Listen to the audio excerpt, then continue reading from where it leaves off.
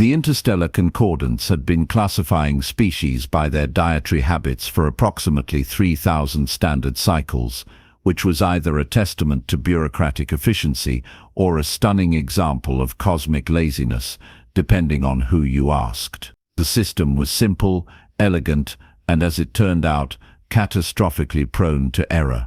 Carnivores went into the red files, marked as potential aggressors requiring careful monitoring and strategic appeasement. Herbivores landed in the green files, stamped as docile, trustworthy, and suitable for unlimited cultural exchange. Omnivores occupied an awkward yellow middle ground, viewed with the kind of suspicion typically reserved for politicians and used starship salesmen. Humans, through a comedy of errors that would make ancient playwrights weep with joy, had been filed under green. The mistake originated during first contact, when the initial human delegation arrived aboard a ship called the Olive Branch, already a questionable choice for a species that had historically solved most problems by hitting them with progressively larger objects. The human ambassador, in a stroke of either diplomatic genius or cosmic bad luck, had been a passionate vegan who spent the entire first meeting discussing Earth's agricultural innovations, sustainable farming techniques, and the philosophical virtues of plant-based nutrition.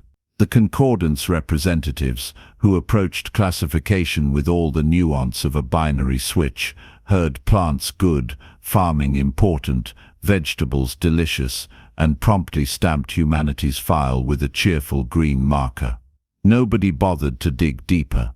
Nobody asked about the teeth, specifically designed for tearing and grinding multiple types of matter. Nobody questioned why a supposedly herbivorous species had eyes positioned at the front of their heads, the hallmark of pursuit predators throughout the galaxy. Nobody wondered why humans possessed such an unsettling fascination with fire that most predatory of elements, or why their literature was so disturbingly filled with hunting metaphors. The classification stuck like cheap adhesive on hull plating, spreading through databases, diplomatic briefings, and cultural exchanges with the unstoppable momentum of bureaucratic inertia. Within a standard year, everyone knew that humans were herbivores. Gentle, leaf-eating, farm-loving herbivores who probably spent their evenings knitting sweaters and singing songs about photosynthesis. This convenient fiction remained unchallenged for nearly a decade, right up until Marcus Webb stepped onto Thesara 9, carrying a knife roll and a dangerously optimistic attitude about cross-cultural cuisine.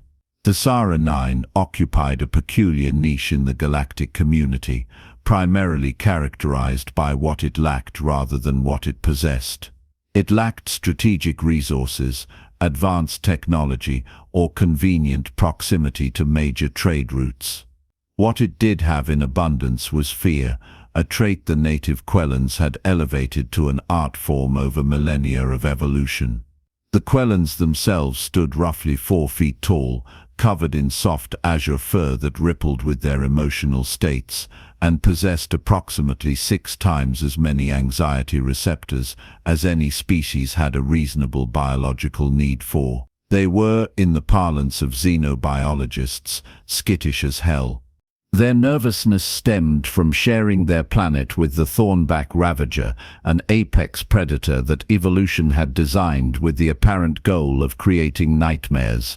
Picture a bear that decided to cosplay as a porcupine after taking steroids and developing anger management issues.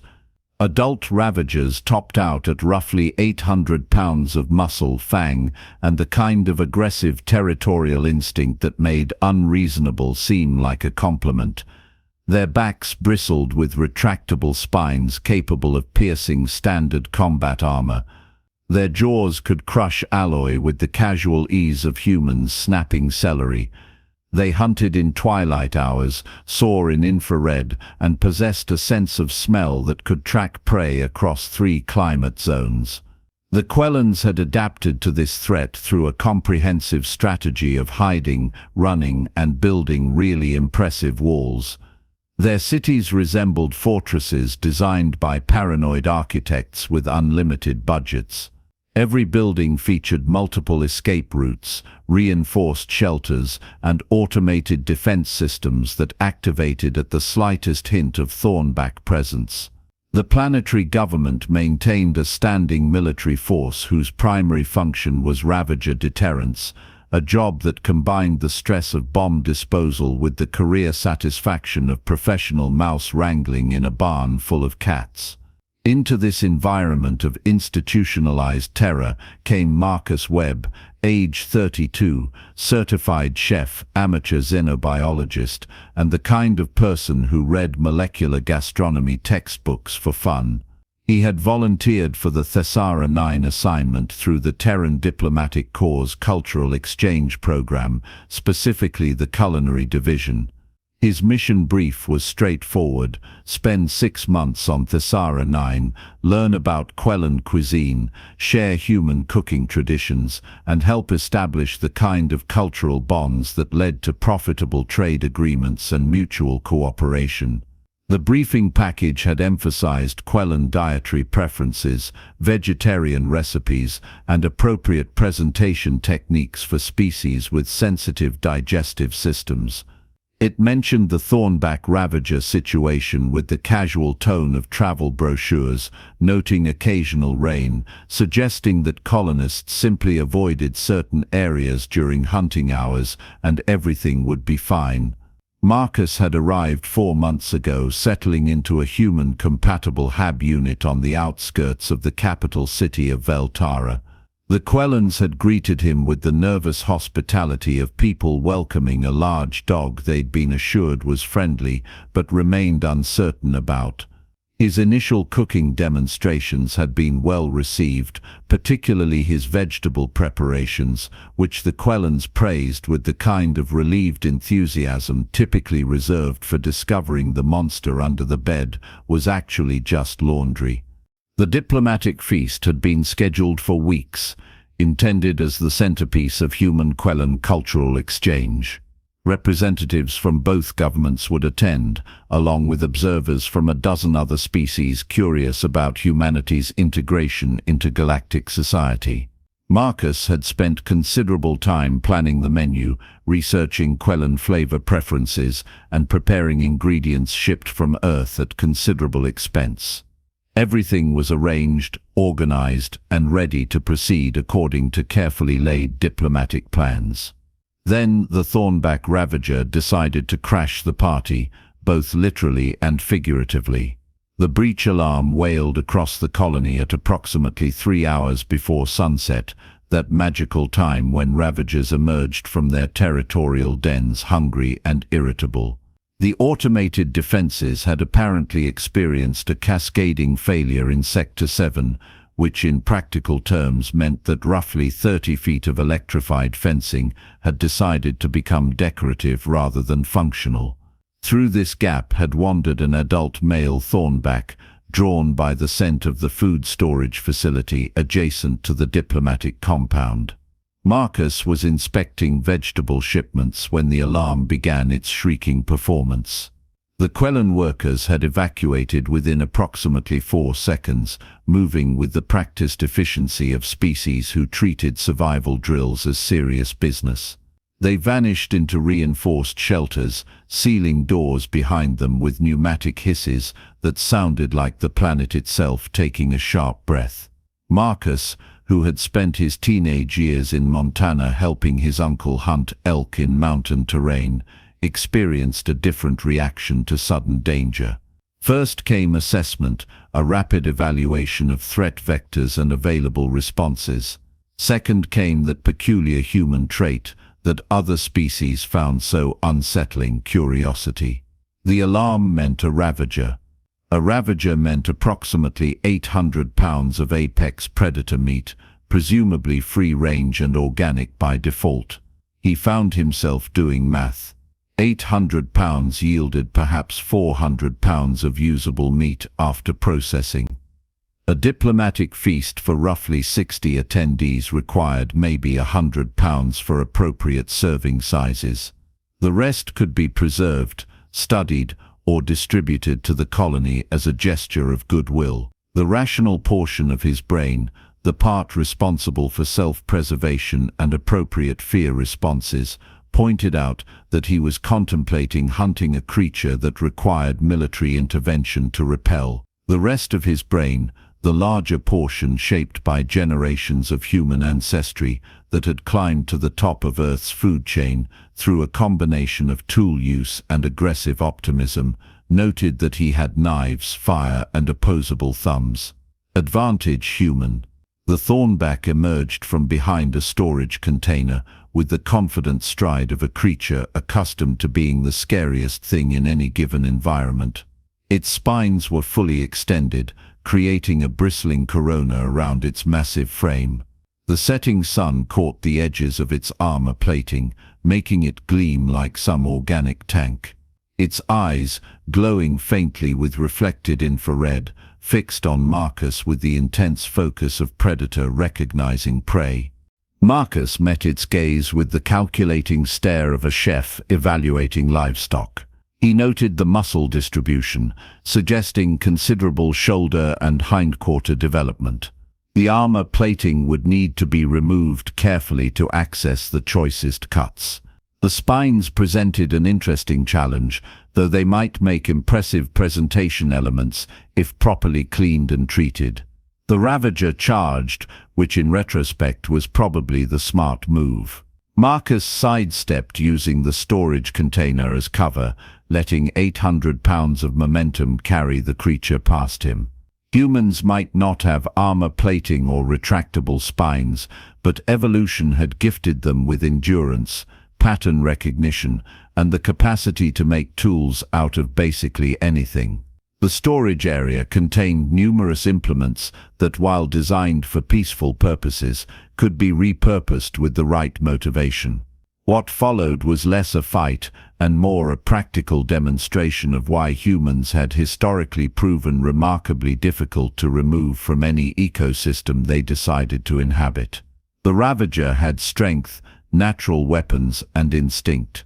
Marcus had a lifetime of experience with large animals, a working knowledge of biology, and a 20-inch carving knife he'd been using to process vegetables.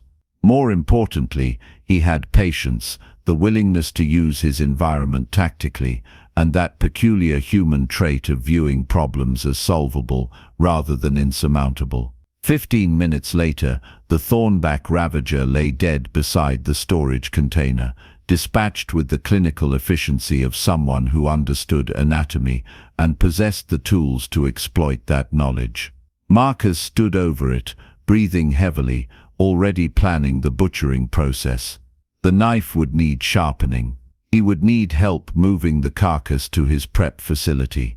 The hide might make an interesting display piece if properly treated. The colony's security team arrived approximately 10 minutes after that, weapons drawn and prepared to confront a Ravager threat. Instead, they found Marcus conducting a preliminary field examination, taking measurements and making notes on a datapad with the focused attention of a scientist or perhaps a particularly dedicated murderer. The Quellans stood frozen, their fur rippling through color patterns that indicated confusion, fear, and a rapidly growing suspicion that something fundamental about their understanding of reality had just been proven wrong. The security commander, a Quellan named Vix, who had survived 3 decades in a job with a truly appalling mortality rate, approached slowly. His translator struggled with Marcus's casual explanation, primarily because Quellan language lacked convenient words for concepts like field dressing and marbling. "You killed it," Vix said, his voice carrying the flat tone of someone whose brain was still catching up to sensory input. "Technically, yes," Marcus agreed, wiping his knife clean with a cloth. "Though I prefer to think of it as aggressive sourcing, the timing worked out perfectly, actually. I needed a protein centerpiece for tomorrow's feast, and shipping meat from Earth carries ridiculous import fees. You are going to eat it.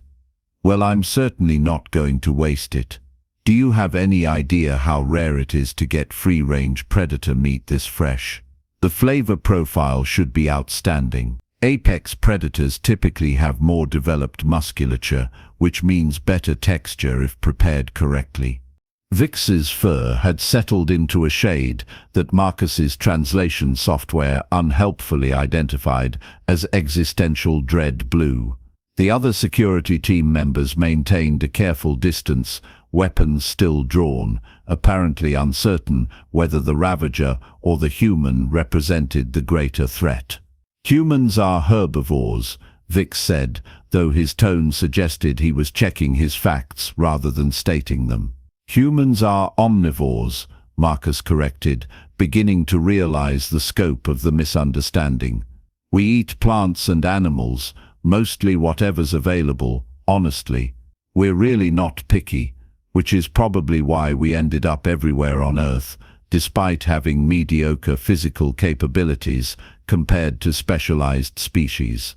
The word omnivore appeared to hit the assembled Quellans like a concussion wave. Fur rippled, ears flattened, and several security officers took involuntary steps backward. Marcus watched this reaction with growing concern, mentally reviewing his diplomatic briefings and wondering if someone had perhaps skipped a fairly important detail during the cultural exchange orientation. "The concordance files," Vix said slowly, "classify humans as herbivores." "The concordance files are apparently wrong," Marcus replied. "Has nobody ever seen a human eat meat before, like in any context? Documentaries, cultural exchanges, random video content." The silence that followed suggested that nobody had seen that, primarily because humans had been carefully included only in vegetarian-appropriate contexts, served exclusively plant-based meals at diplomatic functions, and generally treated like slightly strange rabbits who happened to have tool-using capabilities. Marcus looked at the dead Ravager, then at the horrified Quellans, then back at the Ravager, and experienced the unique sensation of a plan simultaneously coming together and falling apart. He had protein for the feast. He also had a diplomatic incident that probably required several pay grades above his authority to resolve. "Right," he said, eventually. "I'm still cooking this for tomorrow's feast. We can address the classification issue through proper channels.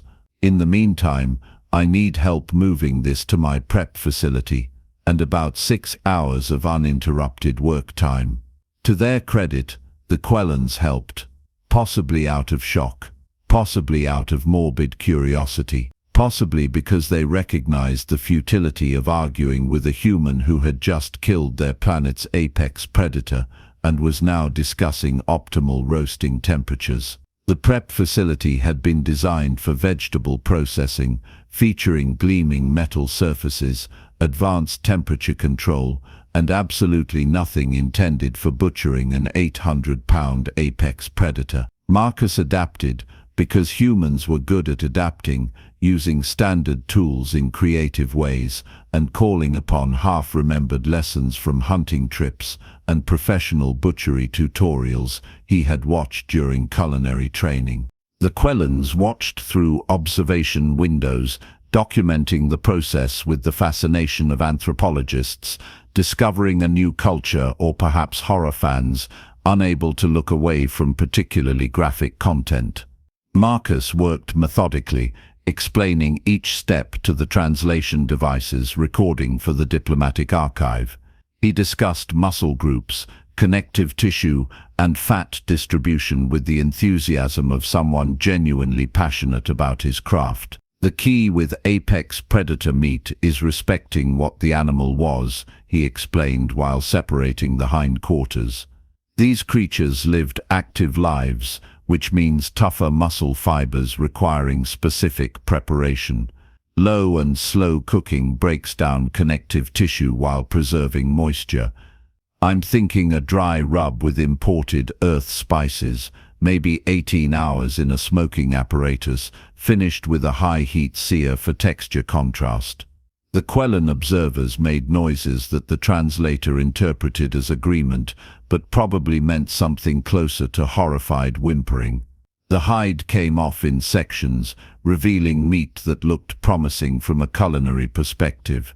Dark red, well marbled, with the kind of muscle density that suggested excellent flavor potential. The spines presented complications but also opportunities. Marcus saved the most impressive ones, already envisioning a presentation style that incorporated them as natural garnish. By midnight, he had 400 pounds of processed meat, carefully organized by cut and potential preparation method. The primary roast, a magnificent hindquarter section weighing approximately 80 pounds, had been seasoned with a rub featuring earth black pepper, local herbs that analysis suggested complemented gamey flavors, and a custom blend he had been developing for months. It went into the smoking apparatus set to precise temperature specifications that Marcus had calculated based on meat density and desired outcome. Then came the wait, that peculiar period of anticipation familiar to any chef who understood that great cooking required patience. Marcus spent it preparing side dishes, testing flavor combinations, and trying not to think about the diplomatic implications of serving Thessara 9's apex predator to a collection of species who thought humans were herbivores. The feast was scheduled for the following evening at the diplomatic compound's main hall, a space designed to accommodate multiple species' environmental requirements simultaneously. Representatives began arriving at sunset, shuttling in from various quarters with the punctuality of people who took diplomatic protocol seriously. The Quellan delegation arrived first, led by High Coordinator Rix, whose official responsibilities included managing all off-world relations, and who probably had not anticipated that those responsibilities would involve watching a human roast, a thornback ravager. The other species arrived in sequence, a pair of Viridian trade negotiators, their crystalline bodies refracting the hall's lighting into rainbow patterns, a Carthax military observer, all 6 arms folded in what the translation guide suggested was casual attention, 3 Orathian scholars whose tentacles twitched with academic curiosity, and assorted others representing the broad spectrum of galactic civilization. Everyone settled into their respective seating arrangements, designed to accommodate various body configurations and social hierarchies. Small talk filled the air, translated through sophisticated devices that rendered a dozen languages into mutual comprehensibility. Servers circulated with drinks and appetizers, all carefully selected to match known dietary restrictions. Then Marcus wheeled out the thornback ravager. He had mounted it on a specialized serving cart, the roasted hindquarter elevated on a platform and surrounded by local vegetables arranged for aesthetic appeal. The meat glistened with rendered fat and smoke residue, its surface caramelized to a deep mahogany color that promised flavor and texture. The preserved spines had been positioned artfully around the base, creating a presentation that straddled the line between cuisine and primal intimidation display. The reaction was immediate and comprehensive. The Quellan's fur cycled through approximately 6 emotional states in rapid succession. The Viridian's crystalline structures chimed discordantly, indicating surprise or possibly alarm. The Carthax observer's arms unfolded in what the translation guide unhelpfully labeled as readiness posture. The Orathian's tentacles achieved rigidity typically associated with extreme stress or death. Silence fell across the hall with the weight of a collapsing star. Marcus, blissfully unaware or possibly deliberately ignoring the tension, launched into his presentation with the enthusiasm of a chef unveiling his masterpiece. Tonight's main course features locally sourced thornback ravager, slow-smoked for 18 hours with a custom spice blend incorporating both Earth and Thessaran ingredients. The meat has been prepared using traditional human techniques adapted for this specific protein's characteristics. The exterior features a caramelized crust providing textural contrast to the interior, which should be tender with properly rendered connective tissue. High Coordinator Rix made a sound that the translator converted to a polite cough, but probably meant something closer to a strangled gasp. "Chef Marcus," he said, his voice carrying the careful control of someone trying very hard not to panic. "That is a thornback ravager." "Yes," Marcus agreed cheerfully. "Adult male, approximately 800 pounds live weight, harvested yesterday from Sector 7. Excellent specimen, really. The meat quality exceeded expectations." "You killed it?" "Well, yes. It breached the perimeter and threatened the food stores. Seemed wasteful to let good protein go unused." The Viridian trade negotiator spoke up, her translated voice carrying crystalline harmonics. "The documentation provided during cultural exchange classified humans as herbivorous species. This appears to contradict that classification." Marcus experienced the sinking sensation of a man realizing that what he thought was a small miscommunication was actually a diplomatic crisis of significant proportions. "Ah," he said, "that might be inaccurate. Humans are omnivorous. We eat both plants and animals. I assumed everyone knew that." The Concordance classification system, the Carthax observer stated flatly, does not recognize assumed everyone knew as valid taxonomic methodology. "Right," Marcus said. "So just to clarify, humans eat meat. We've been eating meat for approximately 2 million years of evolutionary history. We've hunted, raised, and consumed various animals across basically every ecosystem Earth offers. We're actually quite good at it. The whole opposable thumbs and tool use thing evolved partially for hunting purposes. Also, we have these teeth specifically designed for tearing meat." He demonstrated by baring his canines, which probably did not help the diplomatic situation. The Arathian scholar who specialized in xenobiology raised several tentacles in a gesture that indicated complex thought. This explains numerous anomalies in human physiology that seemed inconsistent with herbivorous classification. The forward-facing eyes, the digestive system capable of processing multiple nutrient sources, the unusual fascination with fire and cooking. "Cooking is basically applied chemistry with heat," Marcus said, warming to the topic. "We've been doing it for at least 1 million years.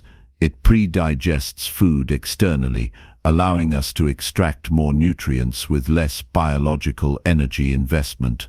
Revolutionary adaptation, really." High Coordinator Rix's fur had settled into what Marcus was learning to recognize as resigned acceptance. "You killed a thornback ravager, a creature that has terrorized the Sara 9 for millennia, and your response was to cook it for a diplomatic feast." "Yes," Marcus confirmed. "Would you like to try some?" "I think the seasoning balance worked out well." The silence that followed contained multitudes, shock, cultural recalibration, and a growing realization that perhaps humans occupied a different position in the galactic hierarchy than previously assumed. Several species engaged in rapid consultation via personal communication devices, presumably contacting their governments to update threat assessments. Then, remarkably, curiosity began to override fear. The Arathian scholar approached the serving cart first, examining the prepared meat with tentacles that twitched with scientific interest.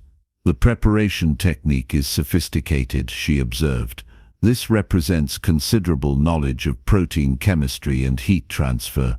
"Thank you," Marcus said, grateful for anything resembling a normal response.